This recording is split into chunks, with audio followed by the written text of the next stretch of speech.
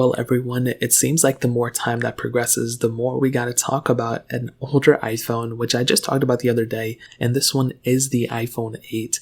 This is one of those crazy type of devices that, as I mentioned before, seems like it's getting better and better through time, and it also seems like the more devices that Apple pushes out, the more it kind of future-proofs the iPhone 8 in a way, and this really came to light with the iPhone SE 2. When Apple released that device, it really kind of pushed me to start recommending the iPhone 8, even though since then we've gotten all these notchless iPhones, and even since then, it doesn't look like Apple's going to stop selling the iPhone SE 2 anytime soon, and that's why one of my biggest complaints about the iPhone 8, which was the body, kind of starts going away, because it just seems like the bodies of all these other phones, for the most part, are starting to kind of, be more similar to an iPhone 8, and in some cases, especially compared to the S21, Galaxy S21, the iPhone 8 actually seems a little bit more of a premium device, which is so insane. So that is a very big thing to keep in mind. On top of that, the iPhone 8's panel is still pretty decent. The bezel around it is definitely something I'm not super happy about,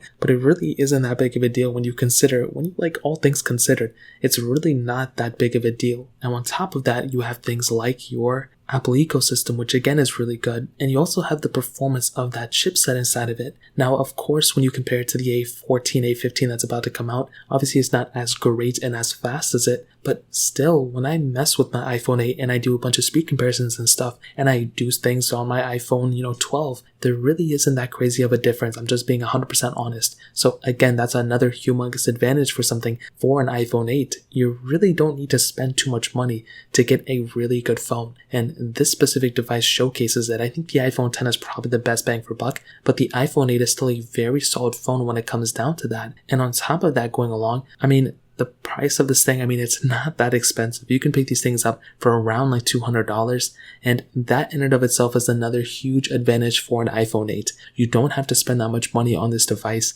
and it's going to last you for several more years. In my opinion, the iPhone 8 is going to last as long as the iPhone XS, XR, so it's going to last probably for another 3 years in terms of software, and with security updates as well included. So we'll see how it goes, but that's just kind of what makes sense to me. Again, I'm not a prophet. I don't know 100% fact, but if I had to guesstimate, I would say the iPhone 8 is a great phone for sure, and for the dollar per value, it's a very solid phone. My only one complaint is the battery life.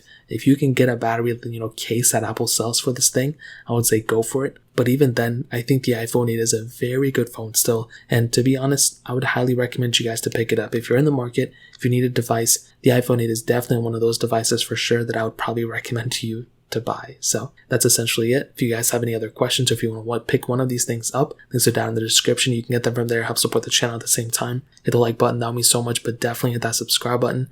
Every single subscriber that we get really does count, so it means so much if you guys can hit that. Also check out the other links down in the description as well. More importantly, everything also of every single one of you guys. Hopefully I'll catch you guys in the next video. Peace out till then.